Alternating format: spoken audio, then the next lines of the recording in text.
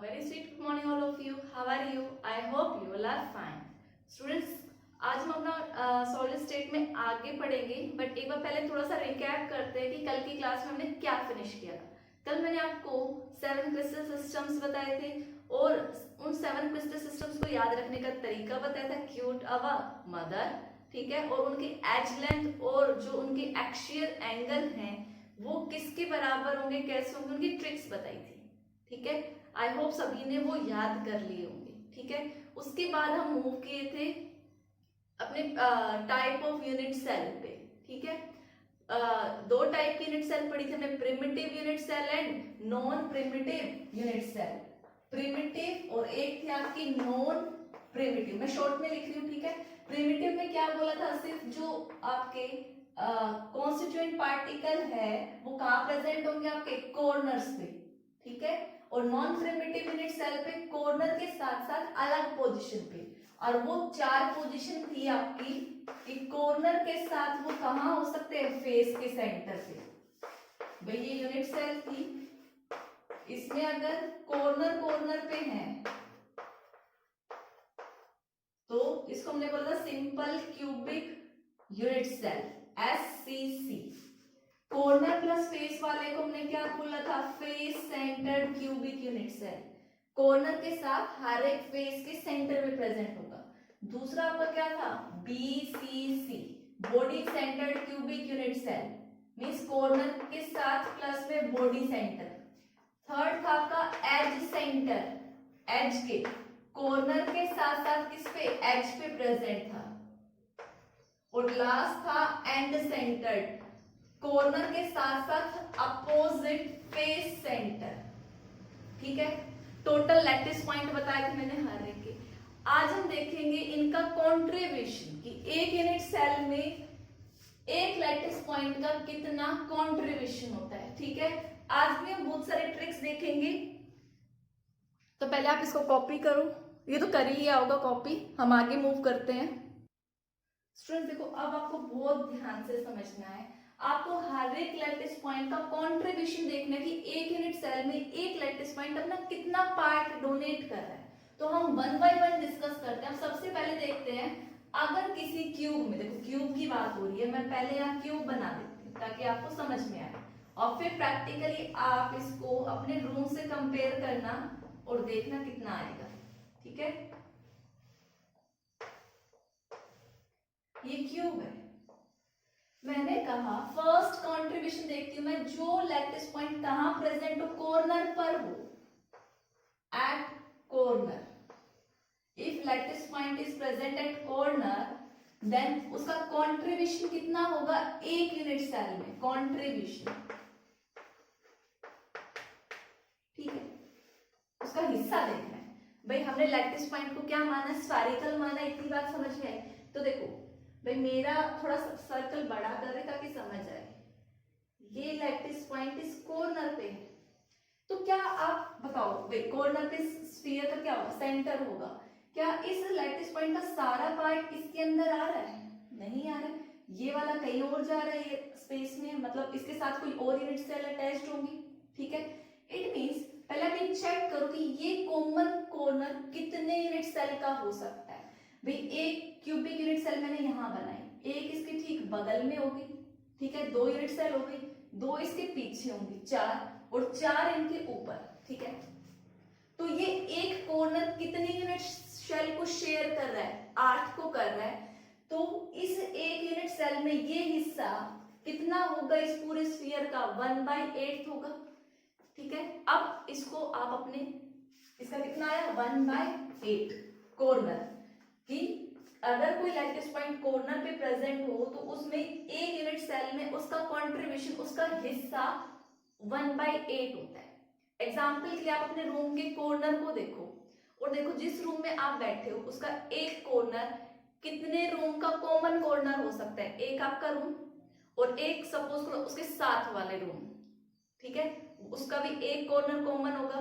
फिर जो 2 आगे आ गए, ठीक 2 उसके पीछे होंगे, उनका भी वो एक कॉर्नर कॉमन होगा। फिर जो 4 नीचे आ गए, ऐसे 4 रूम ऊपर होंगे, तो नीचे 4 और ऊपर 4, वो एक कॉर्नर 8 रूम का कॉमन कॉर्नर बना।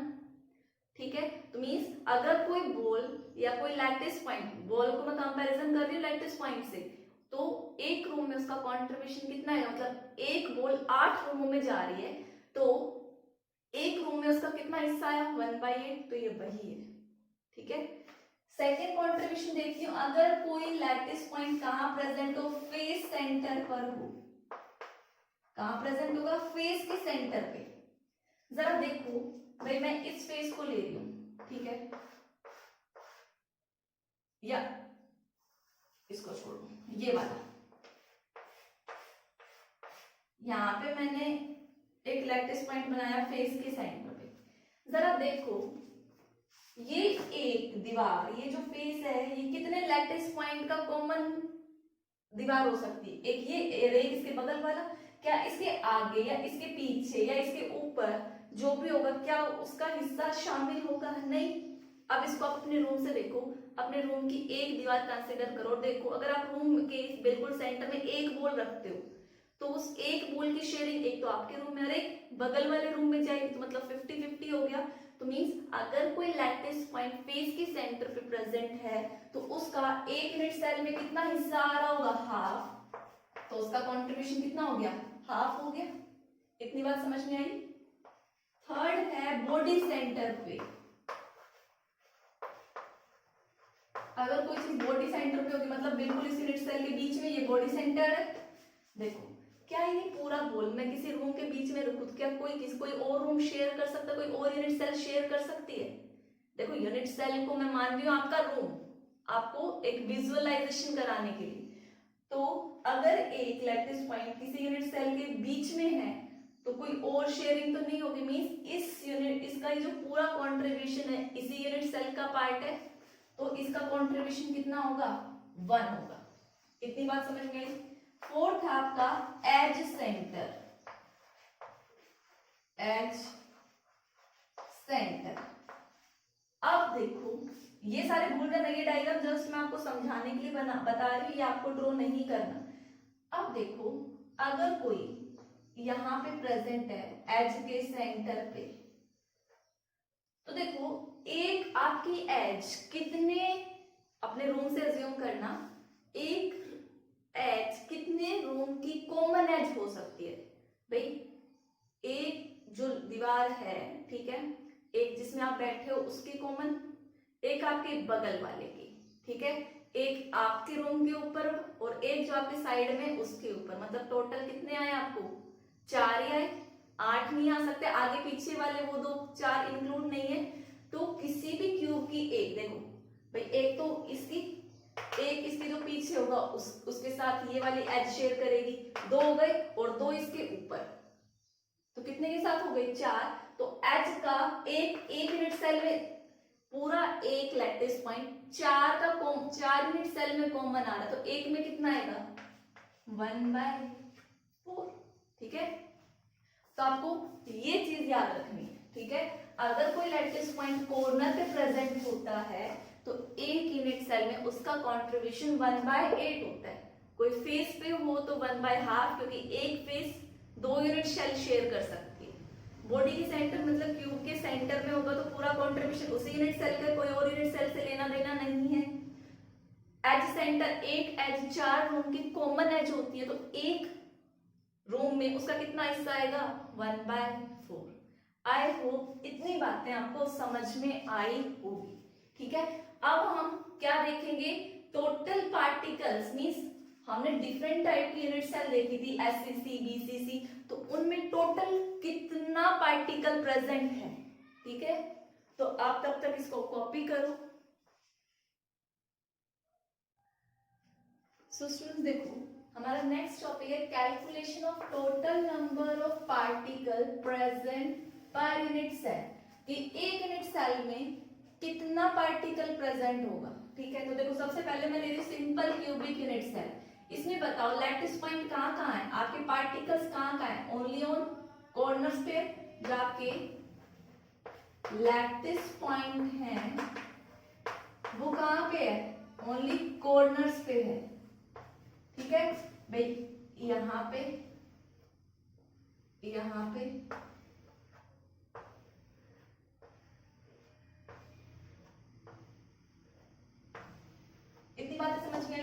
आप देखो भाई इस यूनिट सेल के अंदर एक का हिस्सा कितना आ रहा है, ये इतना ही जा रहा है अंदर, इसका इतना, ये इतना। तो हमें यही देखना है कि कितने पार्टिकल लगे हैं इस यूनिट सेल को बनाने के लिए। भाई सारा तो कंट्रीब्यूशन नहीं आ रहा है यूनिट सेल का, हमें ये देखना है टोटल कितने हुए, ठीक है। और अभी मैंने कंट्रीब्यूशन बताया था, इसमें सिर्फ कॉर्नर्स पे प्रेजेंट है, तो कॉर्नर्स का कंट्रीब्यूशन कितना है 1/8, ठीक है। तो आप क्या लिखोगे, कंट्रीब्यूशन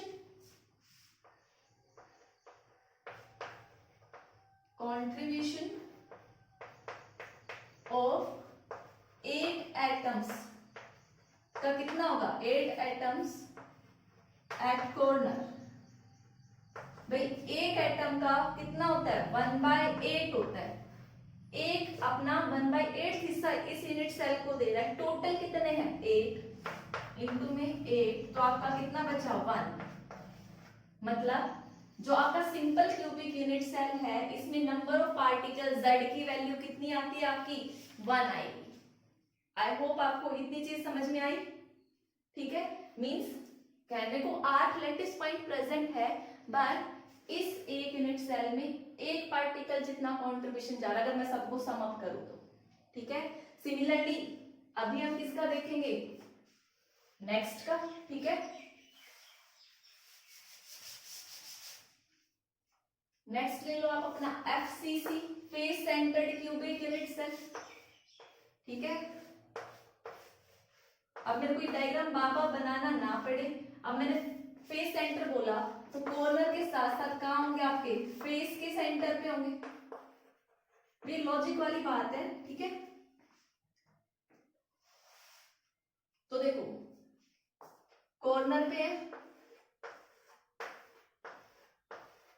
8 कॉर्नर पे है, और फेस के सेंटर पे होगा तो 6 फेसेस है, फेस के सेंटर पे भी है, ठीक है। हमें इनका कंट्रीब्यूशन देखना है। तो देखो यहाँ पे टोटल कंट्रीब्यूशन एक यूनिट सेल में कितना हिस्सा आएगा,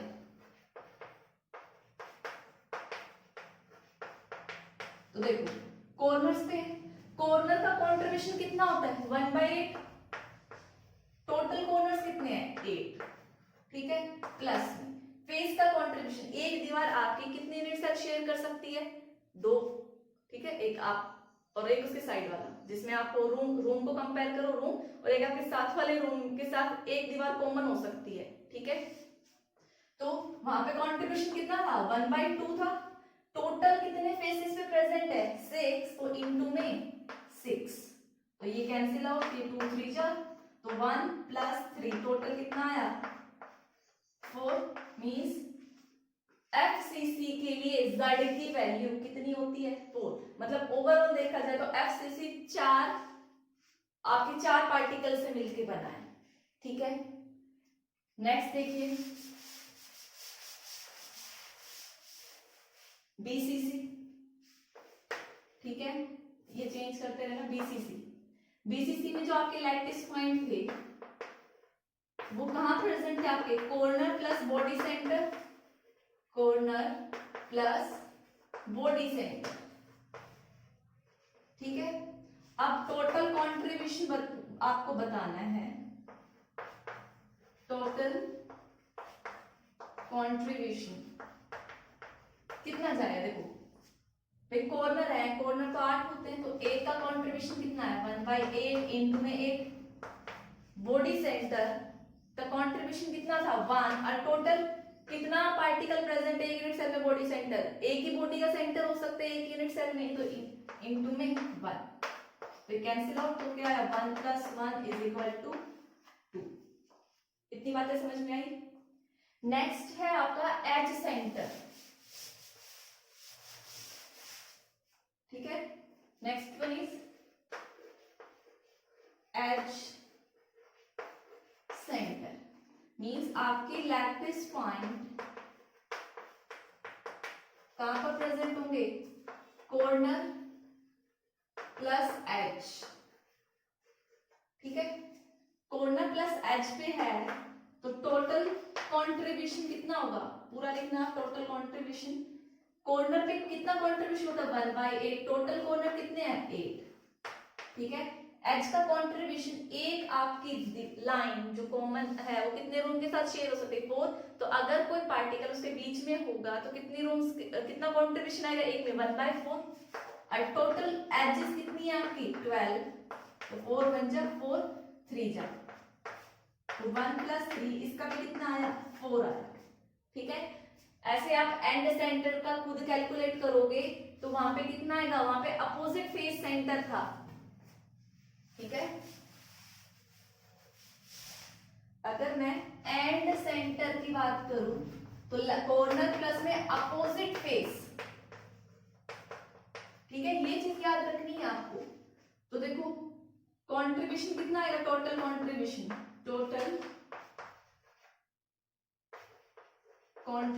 कितना है भाई, ये चीज थी आपकी लैटिस कॉर्नर पे तो रहेंगे और किसी भी एक अपोजिट फेस पे होंगे। सपोज करो मैंने ऊपर नीचे वाला ले लिया, यहाँ पर और यहाँ पे। ठीक है, वो 3 केसेस बनते हैं क्योंकि 6 फेस है।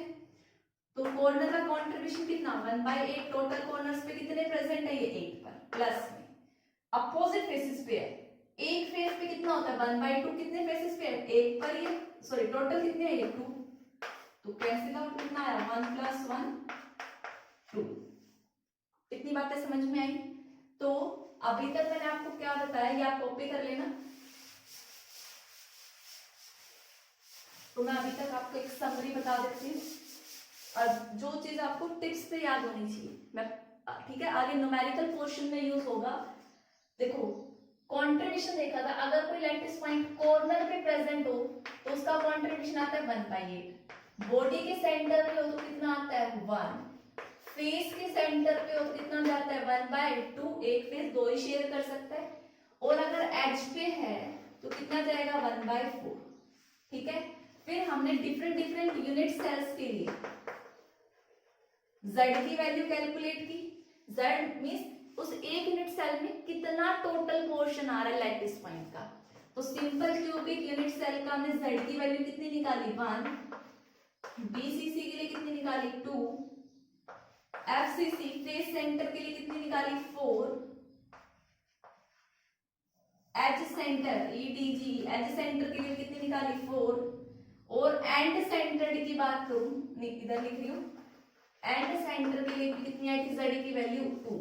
तो आपको हर एक चीज के लिए z की वैल्यू पता होनी चाहिए, ये आपको याद होना चाहिए। ठीक है, तो आपका आज का काम ये है याद करने का।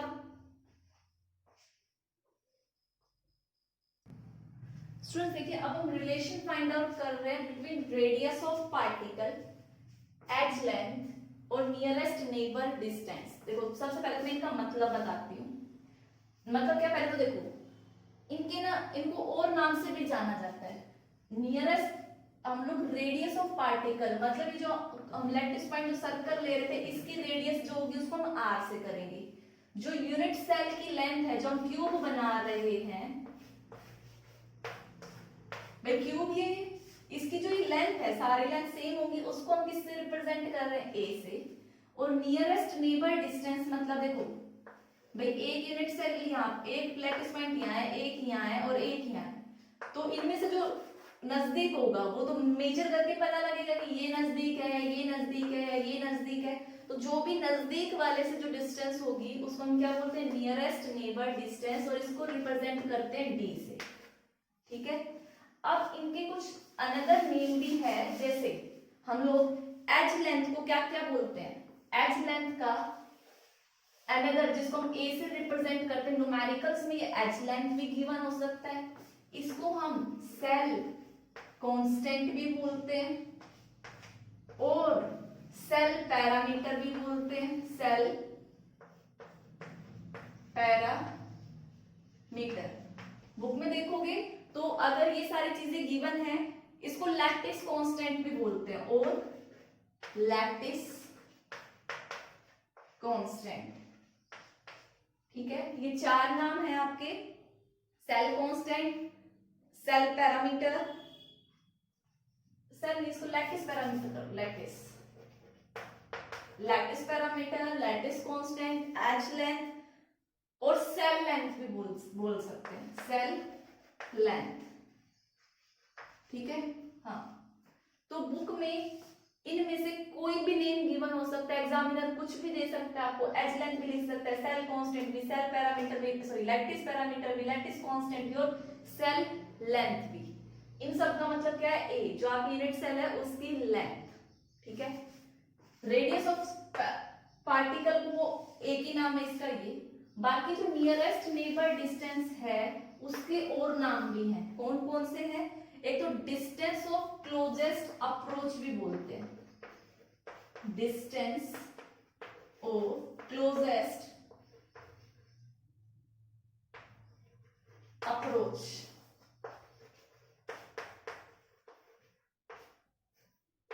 ठीक है। सेकेंड इसको हम बोलते हैं nearest atom to contact distance. ये वैसे रेयरली यूज होता है, बुक्स में आपको मिल जाएगा, बट ज्यादा फेमस इसका ये है और एक और है inter ionic distance, inter ionic distance. ये अगर नेम मेंशन हो तो उसका मतलब क्या है, आपको क्या गिवन है, डी। तो इतनी बात समझ में आई। ये आप जो लैटिस पॉइंट है उसकी रेडियस है, ये आपकी जो यूनिट सेल हम क्यूब बना रहे हैं उसकी लेंथ कितनी है, एज लेंथ उसको बोलते हैं। भाई एज लेंथ क्या है, एज ही है वो, तो उसके डिफरेंट डिफरेंट नेम्स हैं। और एक distance of the closest approach means एक लैटिस पॉइंट का जो नेबर होगा उस तक के डिस्टेंस को हम ये बोलेंगे, उसके तीन नाम है, इन नाम से जानते हैं। तो आप पहले इसको कॉपी करो, फिर मैं इन तीनों में आपको रिलेशन फाइंड आउट करना सिखाऊंगी।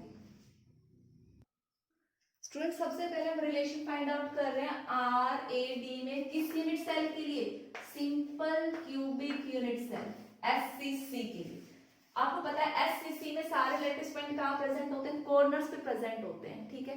अब एक चीज आप अपने माइंड में याद रखना हमेशा, ये जो मैं इतनी दूर दूर बना रही हूँ ये जस्ट आपको समझाने के लिए, एक्चुअल पोजीशन क्या है, ये लैटिस पॉइंट और ये लैटिस पॉइंट आपस में टच कर रहे हैं। कैसे कर रहे हैं, देखो सिमिलर मैंने यहां बनाया है, ये एक्चुअल में कैसे प्रेजेंट है, ये ऐसे प्रेजेंट है,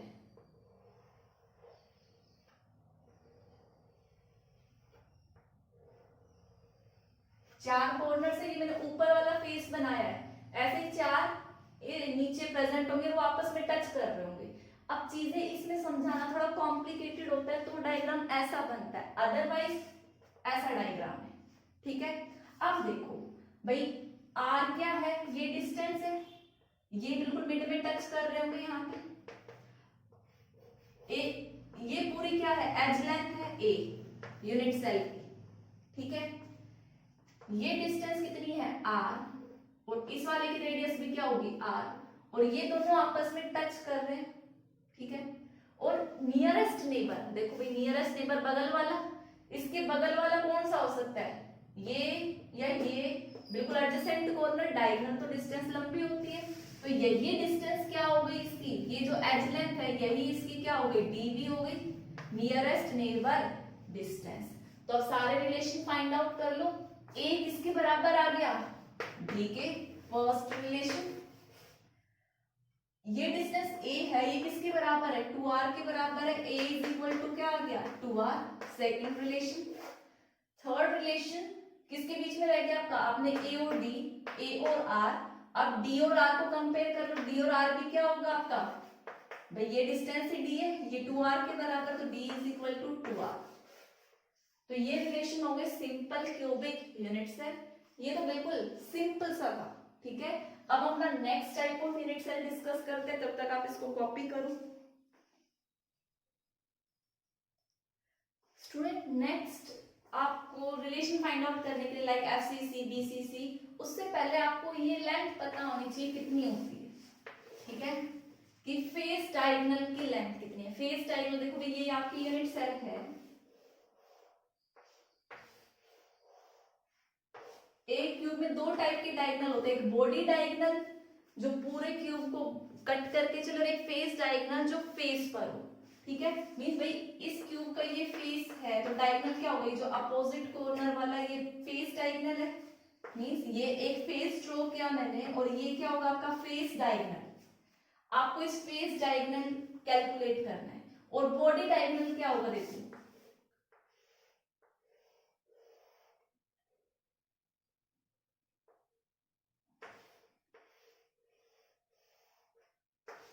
ये आपका क्यूब है, बॉडी एक ऊपर वाला कॉर्नर और अपोजिट साइड के नीचे वाले कॉर्नर की जो डिस्टेंस है वो क्या होगी आपकी बॉडी डायगोनल। इतनी बात समझ में आई? ठीक है, तो हमें क्या करना है, इन्हीं की लेंथ फाइंड आउट करनी है। अब देखो पहले करते हैं फेस डायगोनल, एक्चुअल में ये डिस्टेंस कितनी होगी। ठीक है, अब आपको पता है ये आपकी क्या है, एज लेंथ है ये सारी, ए होती है, मतलब ये भी ए है, ये भी A, this one is A and this one is also A. और आपको पता है ये एंगल कितना है 90, आपको ये फाइंड आउट करनी है। ठीक है, तो आप कौन सी थ्योरम लगा सकते हो, पाइथागोरस थ्योरम लगा सकते हो। तो आपकी फेस डायगोनल, फेस आप इनको नेम भी कर सकते हो ए बी सी करके, ये ए बी सी, तो आपकी जो बी सी है वो क्या है, फेस डायगोनल है जो आपको फाइंड आउट करना है। तो पाइथागोरस थ्योरम के अकॉर्डिंग बी सी का square is equal to A B का स्क्वायर प्लस ए सी का स्क्वायर।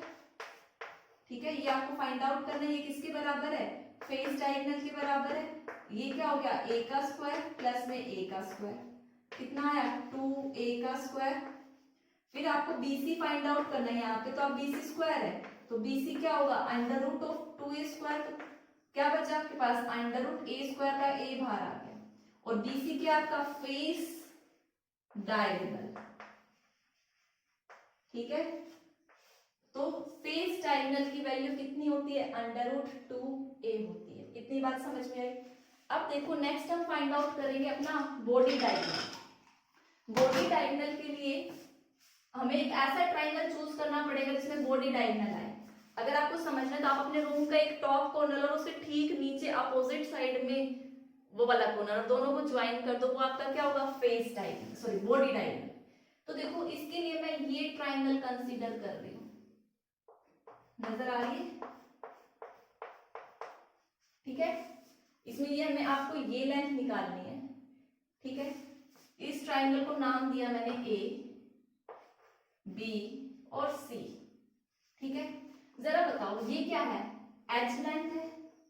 ठीक है, एज लेंथ है तो डिस्टेंस क्या होगी, ये ए होगी।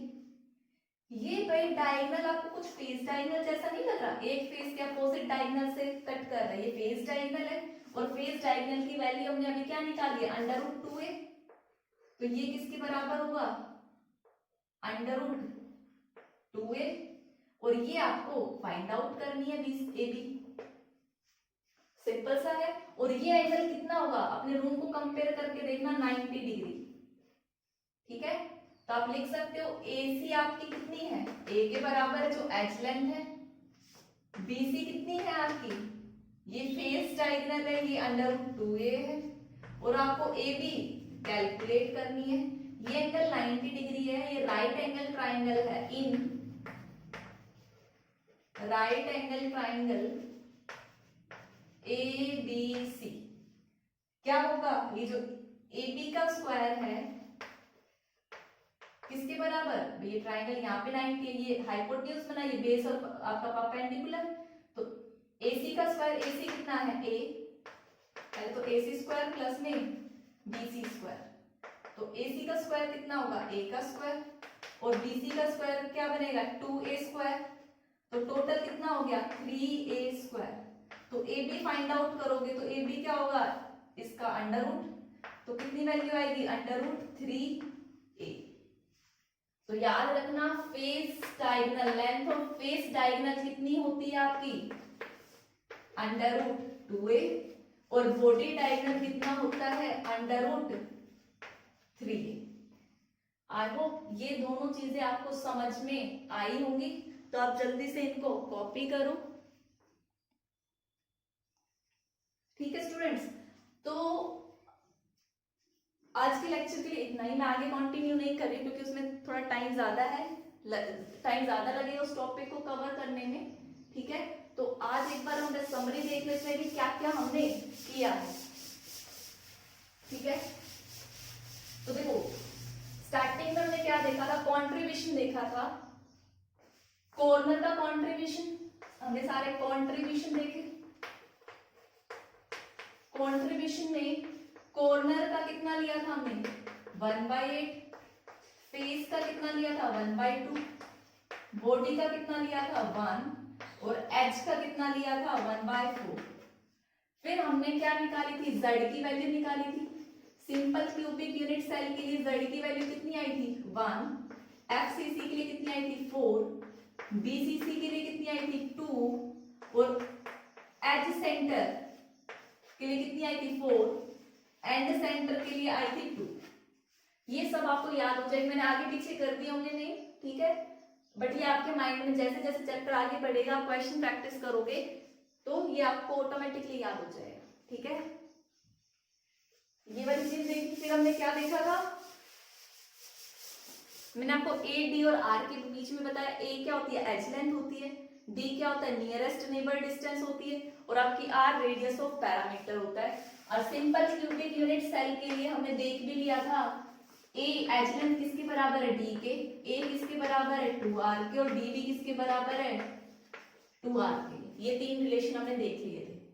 फिर उसके बाद मैंने आपको face length calculate, face diagonal